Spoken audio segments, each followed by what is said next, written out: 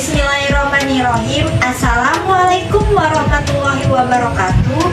Kami dari Universitas Mitra Indonesia. Video ini dibuat untuk menyelesaikan tugas kelompok di mata kuliah Akuntansi Keuangan Lanjutan 2 dengan dosen pengampu Ibu Maita Sekarsari, SPD MSAK. Kami dari kelompok 1 terdiri dari 3 orang anggota yang masing-masing bekerja sama untuk memenuhi tugas ini. So, langsung saja masuk ke video presentasi dari kami. Salam sejahtera untuk kita semua. Pada kesempatan pagi kali ini, saya Aprilia Eka Putri sebagai pemandu presentasi pada pagi kali ini. Kami dari kelompok 1 akan membawakan dan menjelaskan materi tentang perusahaan dalam kesulitan keuangan. Sebelumnya izinkan kami untuk perkenalkan diri. Nama saya sendiri Aprilia Eka Putri, NPM 1950813. Perkenalkan, nama saya Septi Juryani, NPM 1950808. Nama saya Rika Nada Putri, NPM 1950801.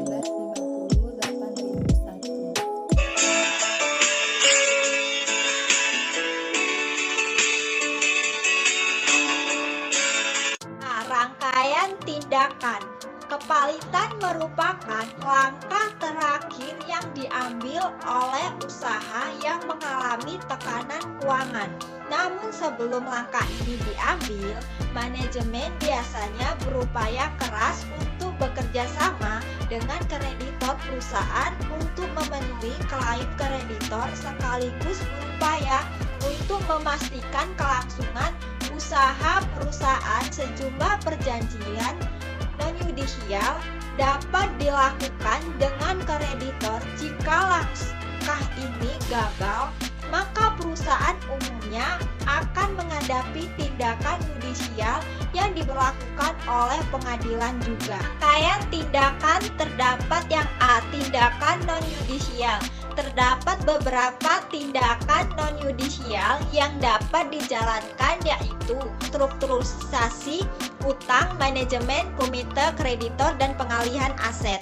Yang pertama, perjanjian restrukturisasi utang. Perjanjian antara perusahaan debitor dengan salah satu atau kreditor merupakan hal yang umum bagi perusahaan yang mengalami kesulitan keuangan untuk sementara waktu. Pihak debitor dapat mengajukan perpanjangan waktu jatuh tempo utang, meminta penurunan suku bunga utang, atau meminta modifikasi persyaratan dalam kontrak utang. Pihak kreditor umumnya bersedia untuk memberikan konsesi kepada debitor daripada menghadapi risiko beban legal dan kerugian legal yang timbul dari tindakan hukum terhadap debitor yang sebelumnya sangat berharga. Bentuk perjanjian restrukturisasi yang lain adalah perjanjian komposisi, composition agreement.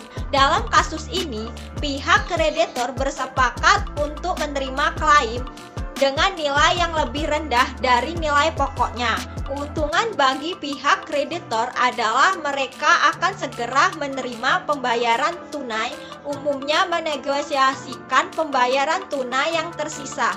Yang kedua, manajemen komite kreditor. Melalui manajemen komite kreditor, kreditor commits management, kreditor menyetujui untuk membantu pihak debitor dalam mengelola pembayaran yang paling efisien terhadap klaim kreditor. Kebanyakan komite kreditor memberikan nasihat dan pedoman kepada pihak kreditor karena pihak kreditor tidak ingin menanggung tambahan kewajiban dan masalah operasi aktual pihak debitor. Yang ketiga, pengalihan aset. Beberapa debitor dalam kesulitan keuangan dapat mengalihkan aset seperti piutang atau instrumen keuangan lainnya dalam upaya untuk memperoleh uang tunai. Sebagai contoh, debitur dengan kebutuhan akan uang tunai dapat melakukan anjak piutang usaha dengan nilai diskon, dan kontrak yang dibuat dapat menentukan apakah piutang tersebut dijual bersyarat with recourse atau tanpa syarat. Berarti pihak debitur menerima setiap pengambilan piutang usaha yang tak tertagih.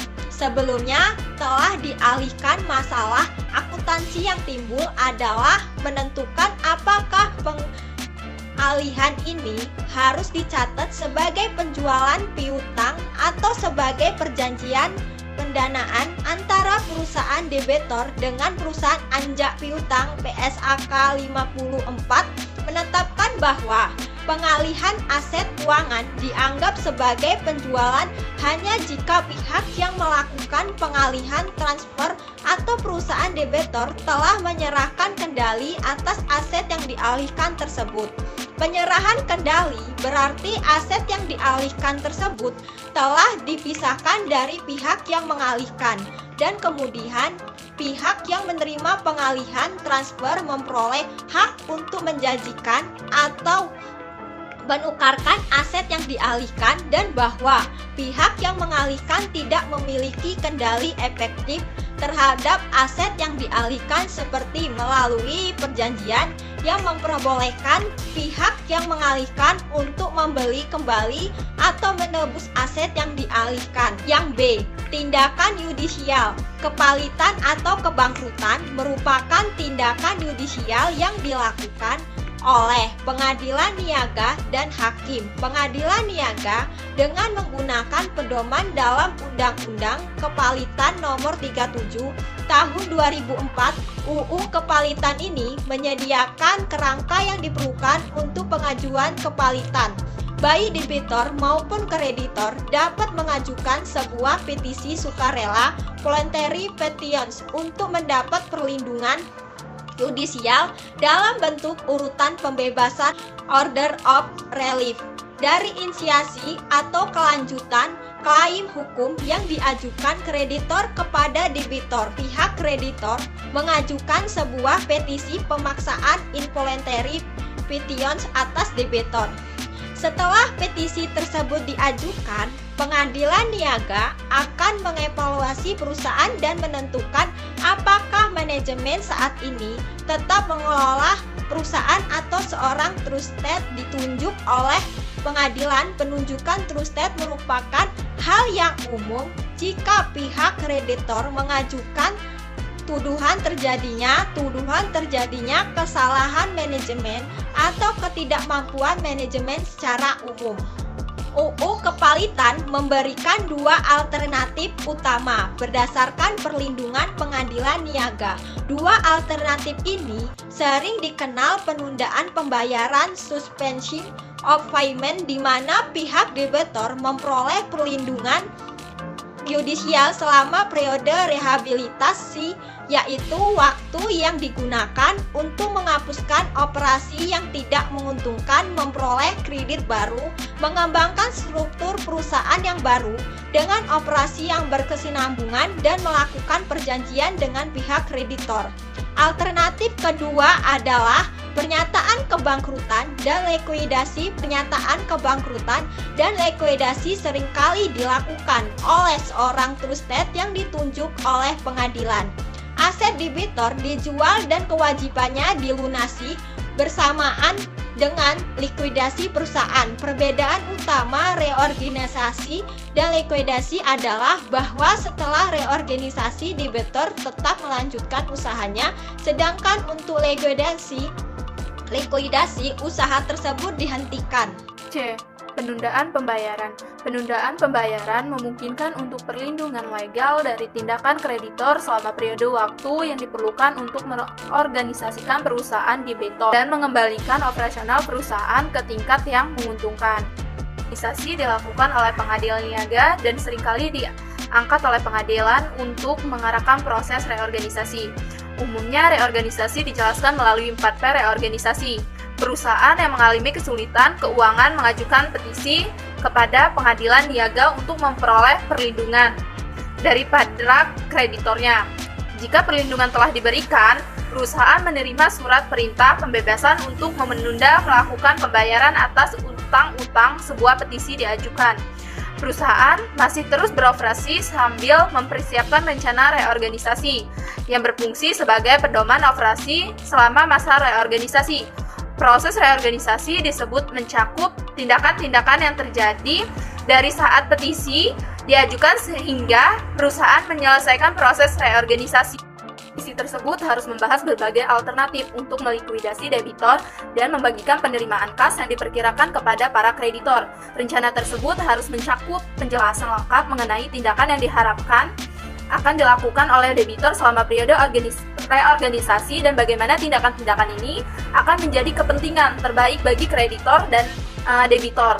Pernyataan pengungkapan dikirimkan kepada seluruh kreditor dan pihak-pihak lain yang berwenang untuk memberi suara terhadap reorganisasi. Perusahaan dalam reorganisasi memiliki sifat khusus, yaitu yang pertama, kewajiban privasi yang akan dikompromikan sebagai bagian dari rencana reorganisasi harus dilaporkan secara terpisah dari kewajiban yang tidak akan dikompromikan.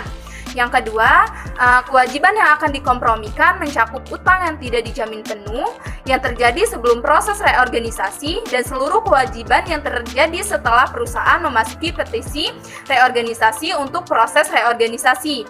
Kewajiban harus dilaporkan sebesar perkiraan jumlah yang diperbolehkan oleh pengadilan niaga. Jika estimasi yang memadai tidak mungkin dilakukan, maka klaim tersebut harus diungkapkan dalam catatan kaki. Laporan laba rugi untuk perusahaan dalam reorganisasi memiliki ketentuan khusus sebagai berikut. Yang pertama, jumlah dalam laporan laba rugi yang berkaitan langsung dengan reorganisasi seperti biaya jasa hukum dan kerugian atas penjualan aset harus dilaporkan secara terpisah sebagai pos reorganisasi pada periode terjadinya. Namun demikian, setiap keuntungan dan kerugian yang berasal dari operasi dalam penghentian atau pos-pos luar biasa harus dilaporkan secara terpisah menurut PSAK 1 tentang penyajian laporan keuangan. Yang kedua, sebagai pendapatan bunga yang diperoleh selama proses reorganisasi merupakan hasil dari debitor yang tidak diwajibkan untuk melunasi utangnya dan menginvestasikan sumber daya yang tersedia pada instrumen yang menghasilkan bunga. Pendapatan bunga tersebut harus dilaporkan secara terpisah sebagai pos-pos reorganisasi. Sejauh mana beban bunga yang dilaporkan berbeda dari bunga kontraktual atas utang perusahaan harus diungkapkan, baik dalam kurung laporan laba rugi atau dalam catatan kaki. Yang ketiga, laba per saham diungkapkan. Namun, antisipasi perusahaan dalam jumlah lembar saham biasa atau setara saham biasa yang terjadi sebagai akibat proses reorganisasi harus diungkapkan. Peran arus kas sebuah perusahaan dalam reorganisasi memiliki karakter khusus sebagai berikut. Yang pertama, PSAK 2 tentang laporan arus kas lebih menyarankan pengguna metode langsung untuk menyajikan arus kas dari aktivitas operasi. Namun jika metode tidak langsung yang digunakan, maka perusahaan harus juga mengungkapkan secara terpisah arus kas dari aktivitas operasi yang berkaitan dengan proses reorganisasi. Yang kedua, arus kas yang berkaitan dengan proses reorganisasi harus dilaporkan secara terpisah dari arus kas yang berasal dari operasi rutin. Sebagai contoh, kelebihan bunga bersih yang diterima sebagai hasil dari perusahaan tidak membayar utang-utangnya secara proses reorganisasi harus dilaporkan secara terpisah. Dan yang D, akuntansi permulaan baru. Akuntansi permulaan baru menghasilkan entitas pelaporan yang baru. Pertama, perusahaan diwajibkan untuk menghitung nilai reorganisasi aset-aset entitas yang baru muncul. Nilai reorganisasi merupakan nilai wajar entitas sebelum mempertimbangkan kewajiban dan mendekati jumlah yang akan dibayar oleh seseorang.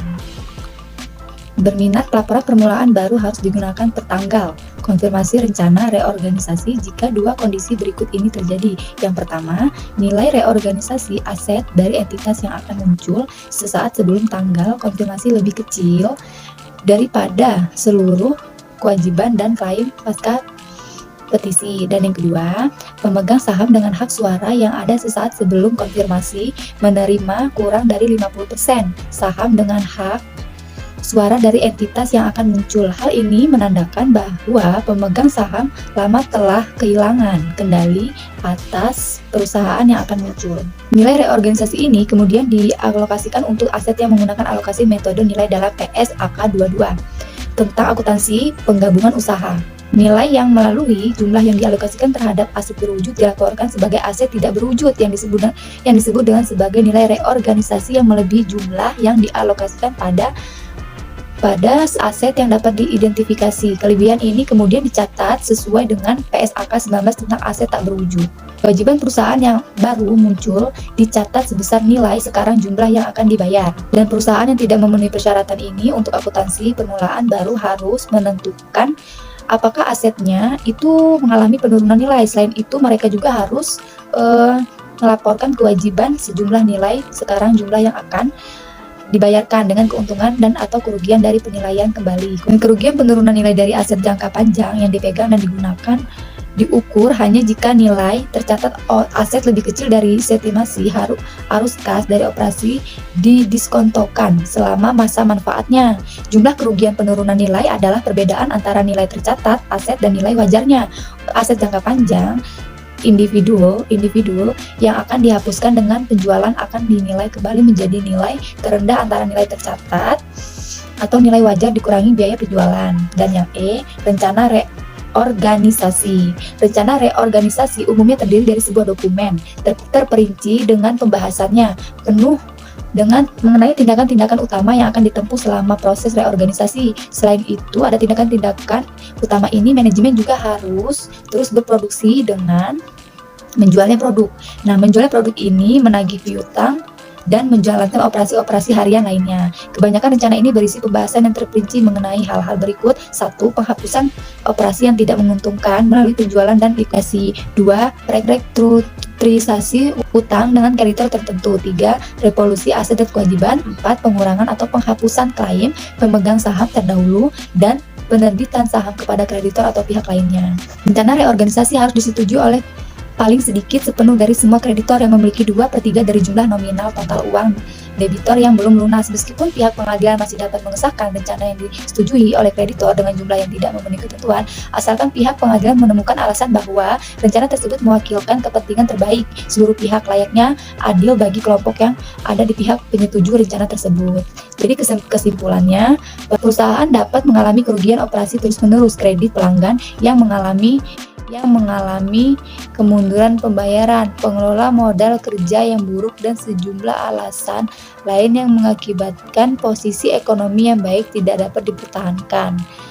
Dan perusahaan debitur memiliki berbagai alternatif untuk bukannya misalkan berupaya mencapai persetujuan dengan pihak kreditor untuk menunda pembayaran. Yang mesti dilakukan, menyerahkan saat kepada kreditor untuk likuidasi atau pengambilan penyelesaian hukum dengan menyatakan kepalitannya. Sekian video dari kami. Kami dari kelompok 1 mengucapkan terima kasih bagi yang sudah menonton. Semoga bermanfaat. Sampai bertemu di lain waktu. Kami akhiri. Wassalamualaikum warahmatullahi wabarakatuh.